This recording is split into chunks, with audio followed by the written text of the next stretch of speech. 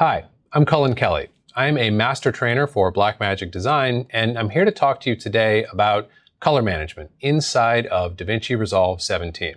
Now, before we dive into the way we can use color management in Resolve, we need to understand what color management is. So to do that, let's take a look at this clip that I've got here in front of me in my project.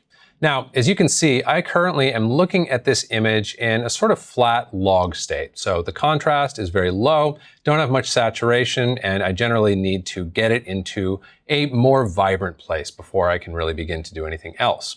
One way that I might approach that task would be to go down here into my primary section and begin to manipulate my contrast and my pivot, maybe my saturation or my lift and my gamma and my gain, and really just dial things in by eye until I'm starting to get an acceptable visual result. This would be what's known as a display-referred approach to color grading, meaning that we are literally using our display as our reference for all of our visual decisions. This is a common way of working, and it stands at odds with color management, which is about using image science and math to transform what the camera saw into what our display can reproduce in a systematic way. It's more efficient than doing things by hand in this display-referred method, and it allows us to do a couple of things. It's going to allow us to match our cameras better if we have camera A or B or C, and it's also going to allow us to preserve our creative intent when we are delivering for multiple displays. I'm going to reset my grade here for now, and I want to dive into how we can tackle this grade using a color management approach. So now that we understand the purpose and the function of color management, let's talk about how we can actually employ it inside of DaVinci Resolve. There's a couple of different color management frameworks or solutions available to us in Resolve, and these include ACES, or the Academy Color Encoding System, as well as Resolve Color Management V2. Now, these are both equally sound and equally useful color management solutions, but they have slightly different interfaces and parameters that they expose to us as the user. So we're going to talk about both of them. We're also going to touch on Dolby Vision, which, while it is not a color management solution in and of itself, it is part of an ecosystem of color management in which we are mastering for HDR as well as SDR displays. Let's talk about ACES first. What I want to do is reset my grade back to its original state here, and I'm going to go to my File menu, and then I'm going to go to my Project Settings here, and I'm going to go to my Color Management section. And I want to start by talking about this very first drop-down menu that I have up here at the top called Color Science. Right now, that's set to DaVinci YRGB.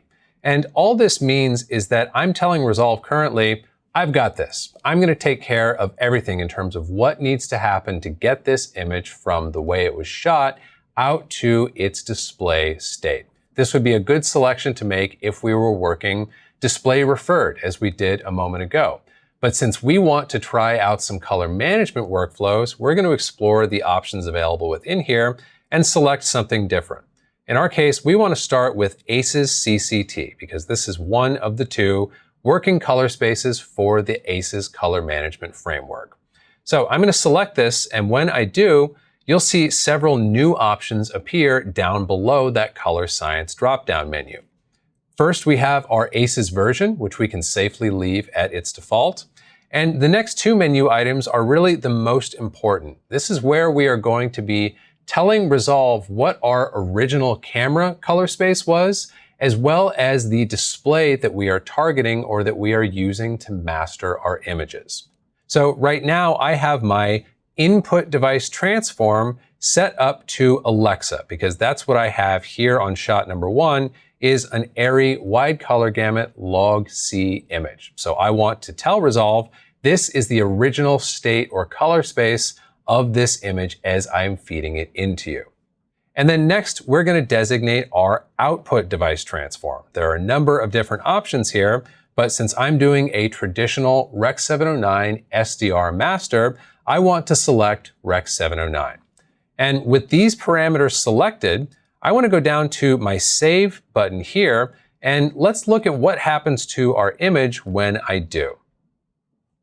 You can see that the exact task that I was setting myself to a moment ago of trying to normalize my image and get some healthy contrast and color out of it has now been done automatically on my behalf by the ACES color management system. And you can imagine that if you had a timeline of say 20 or 200 or 2000 of these shots, how much more efficient it would be to simply designate an input color space and an output color space, and then let your color management framework do the mapping for you, as opposed to having to manually dial in the proper contrast and saturation as a baseline on every single image in your timeline. So that is the basic functionality of setting up your color management inside of an ACES color management workflow. Now, I want to point out something about these other shots here in my timeline, which happen to be raw shots. These in particular are from a Blackmagic Pocket Cinema camera. Something that's important to know about ACES or Resolve Color Management is that when you are loading in a raw format into your project, your color management solution is actually going to pick up on the fact that that media is raw, and it is automatically going to input map it appropriately into your color management pipeline. So I just want to point out to you guys, let's go back here to shot number 1 and go back to our project settings and observe that if I change my input device transform, let's do something drastic. Let's say like Rec 709. If I change this setting and I hit save and I look at my image will change because I am instructing the color management workflow to perform the mapping using different assumptions. Let's go back and set this to Alexa as we had it before. And now let's go through that same exercise on one of these raw shots. I'm going to once again go to my File menu, Project Settings, and let's once again go from Alexa to Rec 709 and see if we get that same dramatic shift in the character of our image. Interesting. When we hit save here, nothing happens. This is because in the case of any raw format, such as Red R3D, Airy Raw, or Blackmagic's B-Raw, your color management framework is going to automatically input map those images appropriately. So you will not see a change in the mapping of these images regardless of how you set up your input device transform. This is only the case with raw formats. With any other format of image or clip that you bring into your project, you want to make sure that it is being mapped appropriately from its initial state. Which leads me to another question. Let's go back to shot number 1 here and once again go to our project settings and restore our sound color management, where we are starting with Alexa and mapping out to Rec 709, so that when I hit save here, I'm looking at a nice healthy level of saturation and contrast on my image that I can grade underneath. But let's now observe another question, which is this. If I go to shot number 2 here, you're going to see that my image changes slightly. It's being mapped in a different way. But isn't the point of color management to give me a common foundation rather than images which are mapped differently? Let's now take a look at shot number 2 and observe that there's actually a discrepancy between these images and the way their contrast is being mapped out to Rec 709. The reason for this is that this first image is in an Airy Alexa log C color space, which means that we have appropriately input mapped it. But this shot, shot number 2, is in a different color space. This is actually in Sony's S-Log3 S-Gamut3 Cine color space. I actually need to designate, just for this shot, a different input color space in order to get a valid result. So I can do this within ACES by right-clicking on the thumbnail for a shot and just on the basis of this shot saying, hey, I want to change my ACES input transform. It's fine for all of my other shots to take the default value of an Alexa color space, but in this case, I want to designate a different input color space. And because I know that this is Sony S-Log3 S-Gamut3.Cine, I'm going to make that selection here. And you'll now see that if I flip between shots 1 and 2, I have an identical reproduction. And this is a perfect example of the power of good sound color management, which allows you to map material from different cameras into a common starting point so that you can focus on the creative rather than the technical aspects of your grade. Now that we have discussed the ACES color management workflow, let's move on and talk about another color management workflow available to us here in Resolve, Resolve Color Management V2, which we can access in the same section of our project settings where we were a moment ago. So if I go to my File menu and my project settings, and I go to my color management section here, I now want to return to my color science drop-down menu, and I'm this time going to select not DaVinci YRGB and not one of my ACES flavors, but DaVinci YRGB Color Managed. And when I do, we're going to see that our menu items underneath change once again. Now, by default, we have this Resolve Color Management preset option, which gives us a very convenient way to quickly get our color management set up. I'm going to go to DaVinci Wide Gamut. And you'll notice that when I am using this preset, I actually don't have a drop-down menu for setting up my input color space. I'm going to need to do that at the individual shot level when I'm working with these presets. However, I do still need to set up my output color space, which is currently set to Rec 709 Gamma 24, and that's a good default when we are mastering for standard Rec 709 SDR material. With these settings selected, let's once again save and observe how our image is going to change. Whoops, what happened? We're back to a flat, log, low contrast, low saturation image. What's going on? What's going on is we have yet to set up the input color space of the shots here in our timeline, because remember, we're not setting those up at the project level when using our presets inside of Resolve Color Management. What we need to do next is right-click on our image and go to Input Color Space. You'll notice that the language has changed ever so slightly from our ACES workflow, where we were designating an ACES input transform. We're now designating an input color space. Same thing, different name. With our input color space, we now need to scroll down and select sgamut3.cine/slog3. And once we do, you're going to see that I once again have a nice normalized image with healthy contrast and color. And same thing here on shot number 1. I would want to right-click on this shot and select an input color space of Log C, which I already have here. These images have now been successfully normalized and mapped inside of my Resolve Color Management workflow. And once again, I just want to point out that all of my raw material taking place here later in the timeline is automatically being mapped for me. And in fact, I don't even have the option of changing my input color space because Resolve has me covered. It is automatically correctly mapping that raw image into my color management workflow. Thus far, we've talked about a couple of different solutions for color management inside of Resolve. I now want to go a little bit deeper into Resolve Color Management and talk about some of the extra tools and parameters that are available to us if we wish to exert control over them. So let's go back to our project settings under our File menu and return to our Color Management. And I want to pay closer attention now to my Resolve Color Management preset. You'll notice that we have a couple of good, sensible presets which exist to help us get our color management going quickly when we're working in Resolve. However, there may be instances where we wish to exert more granular control over the way that we are shepherding our image from its original camera negative state out to our display. And with Resolve Color Management, we have an extensive set of options available to us for controlling that journey. If I go down here to my custom preset option, you're going to see that I have a number of different parameters exposed to me. And it's okay if you don't understand what all of these are all at once, because there's quite a few here. And the best thing that you can do in terms of getting more comfortable with what these do is to simply experiment and spend some time with them. But I want to walk you through what each of them does in broad strokes here today.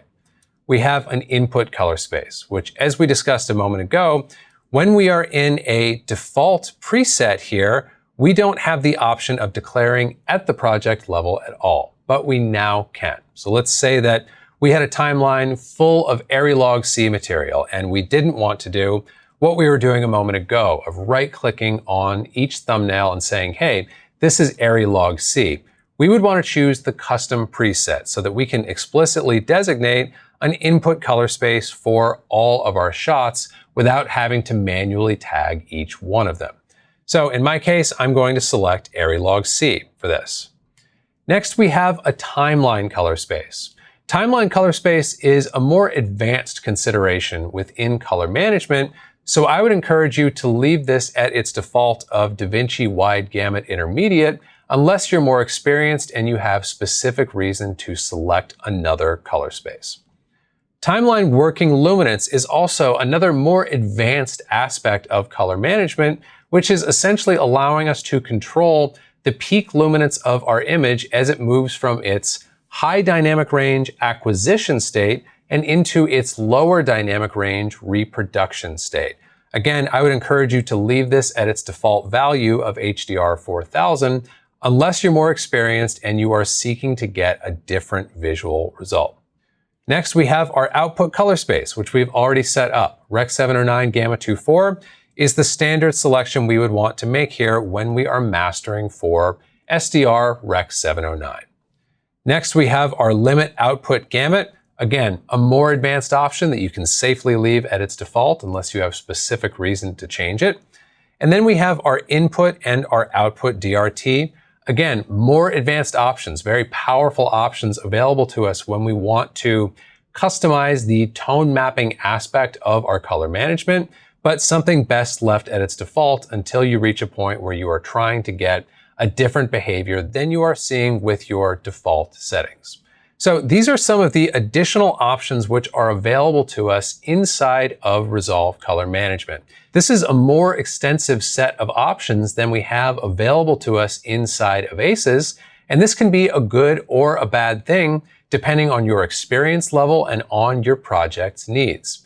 If you wish to exert more control over your image and you really need to sculpt every aspect and contour of the color management pipeline, you might wish to go with Resolve Color Management. Conversely, if you wish to get something on its feet more quickly, you might choose to go with one of the presets here in the preset drop-down menu, or to use ACES, where the number of parameters that you need to control and set are more limited in their scope. So this is an overall introduction to some of the more advanced options available to you within Resolve Color Management. But I want to emphasize that what's important when you are beginning to use color management or beginning to use color management inside of Resolve is to pick out some sensible defaults and just get comfortable with the system and understand the overall concepts that are driving the color management, as opposed to feeling the need to exert explicit control over every single one of these values. And now that we've talked about Resolve Color Management as well as ACES, it's time to discuss what the real practical difference is between the two, because I hear the question a lot, which one should I use? Which one is better? And it may not surprise you to learn that there's no simple answer to that question, but we can make a meaningful comparison of the two. And the best way to begin that comparison is to make a visual comparison of what ACES will do for us versus what Resolve Color Management will do for us. I'm going to return my color management preset to my DaVinci Wide Gamut preset for now, because I don't need to have all of those extra options available to me at the moment. Once I do this, I'm going to hit save, and I want to go back to my timeline here and just take a look at my images. I'm going to grab a still of image number 1 and a few other of the images here in this timeline, because I want to make a comparison to what I'm seeing here inside of Resolve Color Management versus what I will see in an equivalent setup inside of ACES. So now that I've grabbed these stills, I'm going to go back to shot number 1. Once again, go to my project settings, and I'm going to switch my color science back to ACES CCT and ensure that my input and output transform values have remained where I want them to go. And when I hit save here, I want to now go to the still that I saved up here and compare one to the other. I want you to notice that even though I have equivalent pipelines set up here that are accurately mapping me from what the camera saw into what my display can reproduce, I'm actually getting different visual results. This isn't a design flaw or a problem or a question of which is more accurate or less accurate. This is due to the nature of mapping high dynamic range, large color volume imagery like we might get off of a professional or a prosumer camera down into the lower dynamic range and lower color volume of an SDR or even HDR display. There's always going to be some subjective considerations involved in that engineering. So when we look at the difference between our ACES display prepped image and our Resolve Color Management display prepped image, that is the difference that we are looking at. We're looking at two equally valid but distinct solutions to this challenge of how do we map all of this dynamic range and all of this color volume down into the more limited dynamic range and color volume which our display is capable of reproducing. That's consideration number one when we are talking about which color management framework we should choose, is simply observing that there are aesthetic differences between the two and being mindful of that when we select the color management framework that we use for a particular project. Other than choosing between ACES and Resolve Color Management based on your visual preference, there's a couple other considerations that you can make. The first is that ACES has been around for a longer time than Resolve Color Management, so it enjoys broader industry support than Resolve Color Management does. So if you are working with multiple vendors in tight collaboration, you might find that an ACES workflow supports that better. Resolve Color Management, as we've already explored, has some more granular control available to us that we don't have in ACES. So if that's important to you, that might be a good reason to select Resolve Color Management. I want to re-emphasize that both of these color management solutions can give you great results, and the right choice for your project is whichever one works. Let's now talk about one of the most powerful tools within DaVinci Resolve when we are working in a color managed environment, and that is the High Dynamic Range palette down here in the lower left corner of my Resolve interface. The High Dynamic Range palette is unique in Resolve in that it is one of the few tools within Resolve that's what we call color space aware, meaning that it is hooked into our color management settings as we established in our project settings, and it is altering its behavior on the basis of those settings. And this is going to allow us to get more naturalistic and more photographically accurate adjustments. For example, on an image like this one, I might wish to cool things off a little bit, feel like they're a little too warm where they are right now. One way that I could go about this here in the HDR palette would be to go to my temperature knob and swing this knob in a negative direction, and in doing so, cool things off. So this is a really nice, objective, and photographically accurate way of making such an adjustment. And it's going to give me very similar results to what I would have gotten if I were to go back in time and change the color temperature in the camera at the moment that this image was captured. So you can see as I flip this off and on, how naturalistic that adjustment is. And let's go a little bit further even so that it's quite easy for us to see. So there's a good example of an adjustment that really benefits from being photographically accurate and allows me to be more objective and precise in my adjustment instead of feeling my way through things with traditional color correction tools. And the same concept extends to exposure as well. So if I were to go to a shot like this one and say, you know, really what needs to happen here more than the adjustment of my primaries or my contrast is that I need to adjust my exposure. Here within the HDR palette, because I am color space aware, I can make a photographically accurate exposure adjustment by grabbing this global exposure slider here and moving it in a negative direction. So again, very organic, naturalistic, photographically accurate adjustment that I can make here within the HDR palette. These are just a few of the adjustments that are available to us within this tool set that really benefit from a sound color management framework being set up around them. You can still use the HDR palette if you are not color managed, but it really comes to life and becomes more powerful when you are working in a color managed framework such as ACES or Resolve Color Management. Another one of the key benefits of a color managed workflow is that it allows us to target different displays and display color spaces with the flip of a switch. So thus far, we've been working in an SDR display space. So all of our grading and all of our mastering is being done for a Rec. 709 monitor. But we may also wish to do a master for, say, a P3 D65 1000 nit, which is a common spec for HDR delivery. And let's say that I've already gone through and graded my entire timeline in an SDR space, and I now want to target that different display color space, that HDR display color space. Maybe I've done the SDR grade and my client has come back and said, hey, we would like to do an HDR version now. With color management, we can flip a switch and do what's called a trim pass, meaning make small adjustments, but we don't need to redo our entire grade, and the bulk of our creative intent will be preserved. Let's take a look at how that would go. I'm going to go to my File menu and to my project settings. And here inside of my ACES color management, I'm going to change my output device transform because I no longer want to target a Rec. 709 display, but an HDR display, specifically a P3 D65 1000 nit display color space. So I'm going to scroll through my options and find that designation, which is right here. P3 D65 ST2084 1000 nit. So once I make this selection and I hit save, we're going to see a change in our image. And to our eye, because right now we are viewing these images in an SDR Rec. 709 display space, the image no longer looks correct. It's no longer properly prepared for our display.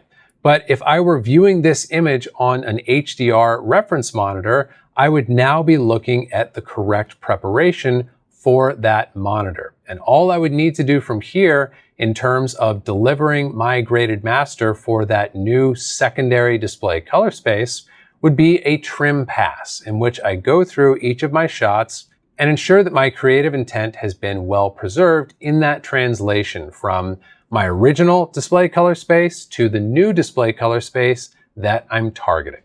Let's now discuss how Dolby Vision configures into a good color management workflow inside of Resolve. So we've just done a workflow where we were starting with an SDR graded master and then mapping that up into an HDR display color space. Dolby Vision allows us to do the opposite. So let's say we have graded an HDR deliverable on an HDR display and we've delivered it for HDR, but we now need to generate the SDR version of that image. As we've just learned, one option for that would be to go into our color management settings. So if I went into my project settings right now, I could change my output device transform from this HDR specification that it's currently set to, and I could flip back to Rec. 709, and this would allow me to preserve my grade and its creative intent in an SDR rendering of this grade, which was originally performed in HDR. But I'm actually not going to do this. We're going to do it in a different way now using Dolby Vision. So I'm going to leave this setting where it was. I'm going to scroll back up and say P3 D65 ST2084 1000 nit. And we now want to go down to Dolby Vision here and say enable Dolby Vision. And all Dolby Vision is a system for preserving our creative intent between an HDR master and a derived SDR master. When I hit save here, you're not going to see anything happen. I'm still going to be looking at an HDR image that doesn't look quite right on our displays because we're all viewing this on a Rec. 709 display. But when I hit save, I'm going to get a little Dolby Vision palette available to me down here in the lower left. And if I tap on this palette, you'll see that I have a drop-down menu for my target display output. And this is where I am going to tell the Dolby Vision system what derived master I would like to be targeting based on my original HDR master. Right now, I'm at the default value of 100 nit BT709, BT1886 full. And all this means is Rec. 709, SDR. And I'm going to check this Enable Tone Mapping Preview option. And all I'm going to do from here is say Analyze Frame, like so. And you'll see that all of a sudden my image comes to life and it looks correct for my Rec. 709 SDR display. This is because under the hood, the Dolby Vision system is making a dynamic analysis of this HDR image that I'm feeding to it, and it is applying a best fit mapping from that HDR space down into the space that I've designated here. In this case, 100 nit, BT709, BT1886 full. So that's how Dolby Vision configures into the color management framework inside of DaVinci Resolve. And interestingly, when we are using Dolby Vision, we end up not generating a second deliverable at all, but instead we have what's called a derived master, meaning that the mapping from HDR to SDR travels as a piece of metadata with the HDR master, and it happens on the fly within the device which is playing back the content. And furthermore, if I have a Dolby Vision license, I can go into my primary trims here and control on a shot-by-shot basis the exact way that that image is being mapped from HDR down to SDR. However, this is not necessary to use the Dolby Vision system, and it simply provides an alternate way of getting an SDR master from an HDR grade, and in the case of Dolby Vision, without needing to generate a second physical file. Thanks for joining me for this overview of color management in DaVinci Resolve 17. If you have further questions or you need tech support, you can check out the Blackmagic forum. And for more resources on training, be sure to check out the training section of the Blackmagic website.